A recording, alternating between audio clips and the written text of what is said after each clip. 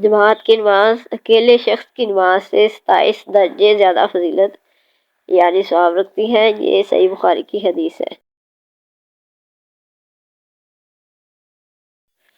جب تم میں کوئی کھانا کھا رہا ہو تو جلدی نہ کرے، اچھی طرح کھا لے، اگرچہ نماز کی تکبیر ہو جائے۔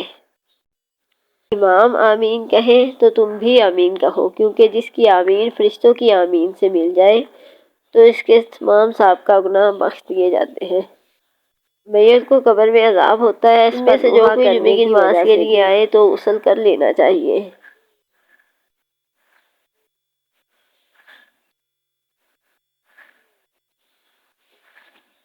جو کوئی رخسار پیٹے، گالوں پہ تھپڑ مارے، گریبان پھاڑے اور کفر کی باتیں کرے وہ ہم مسلمانوں میں سے نہیں ہے۔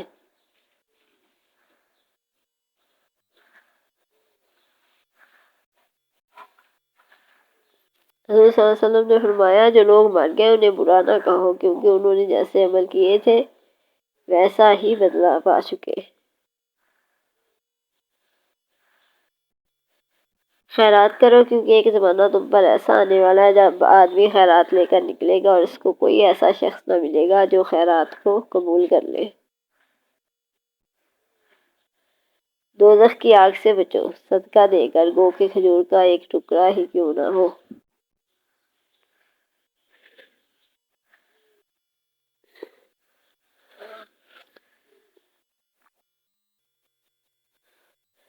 عمدہ خیرات وہی ہے جس کے دینے کے بعد آدمی مالدار رہے، اور پہلے ان لوگوں سے شروع کرو جو تمہاری ذیل کفالت ہیں۔ اللہ تعالیٰ کو 3 باتیں ناپسند ہیں: فضول باتیں، روپیہ پیسہ برباد کرنا اور بلا ضرورت کثرت سے مانگنا۔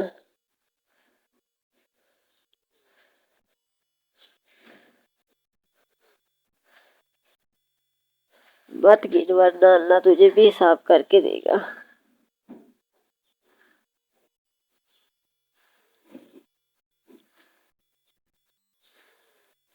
ایک عمرے کے بعد دوسرا عمرہ دونوں کے درمیان گناہوں کا کفارہ ہے، اور حج مبرور کا بدلہ جنت کے سوا کچھ نہیں۔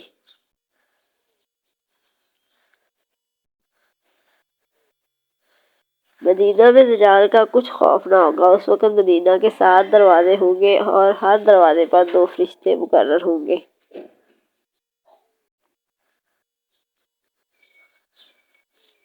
مدینہ والوں سے جو کوئی بھی فریب کرے گا وہ اس طرح گھل جائے گا جیسے نمک پانی میں گھل جایا کرتا ہے۔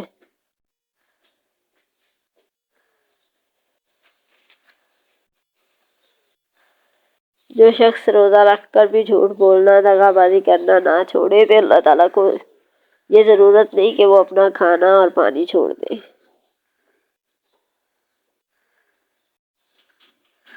میری امت کے لوگ اس وقت تک بھلائی میں رہیں گے جب تک روزہ جلد افطار کرتے رہیں گے۔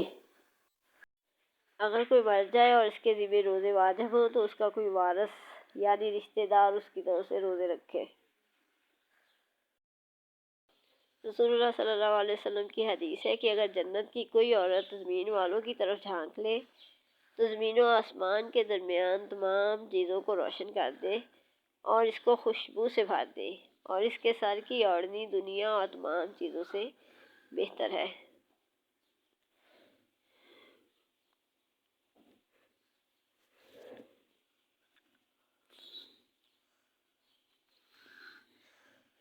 حضرت انس رضی اللہ تعالیٰ عنہ سے مروی ہے کہ آپ صلی اللہ علیہ وسلم نے فرمایا رات میں سفر کیا کرو، زمین رات میں لپٹتی ہے یعنی جلدی مسافت طے ہوتی ہے۔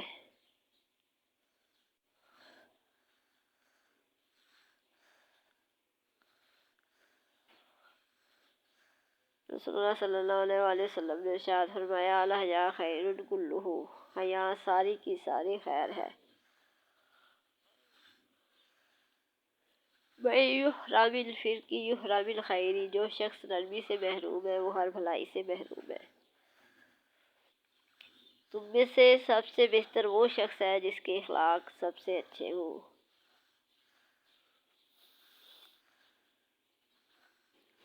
اللہ تعالیٰ نہ تمہارے جسموں اور نہ تمہاری صورتوں کو دیکھے گا بلکہ تمہارے دلوں کو دیکھے گا۔ اللہ تعالیٰ ظالم کو چند روز دنیا میں مہلت دیتا رہتا ہے، لیکن جب پکڑتا ہے تو پھر نہیں چھوڑتا۔ مسلمان جب بھی کسی پریشانی، بیماری، رنج و نال، تکلیف اور غم میں مبتلا ہو جاتا ہے، کہیں سے کانٹا بھی چبھ جائے تو اللہ تعالیٰ اسے اس کے گناہوں کا کفارہ بنا دیتا ہے۔ رسول اللہ صلی اللہ علیہ وسلم نے فرمایا، جتنا میں جانتا ہوں اگر لوگوں کو بھی اکیلے سفر کی برائیوں کے متعلق اتنا علم ہوتا تو کوئی سوار رات میں اکیلا سفر نہ کرتا۔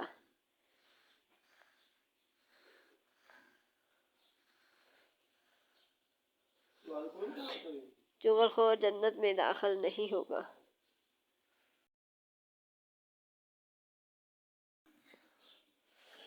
رسول اللہ صلی اللہ علیہ وسلم نے ارشاد فرمایا، ہر بالغ کے اوپر جمعہ کے دن غسل واجب ہے۔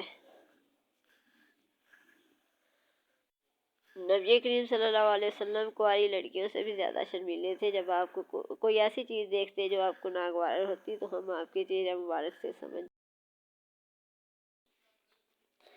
صحیح بخاری کی حدیث ہے کہ اللہ تعالیٰ نے ایسی کوئی بیماری نہیں اتاری جس کی دعا بھی نازل نہ کی ہو۔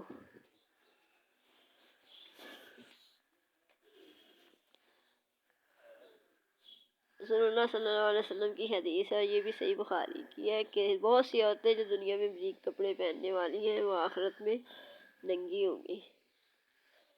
رسول اللہ صلی اللہ علیہ وسلم کی حدیث ہے، تم میں سب سے بہتر وہ ہے جو قرآن مجید پڑھے اور پڑھائے۔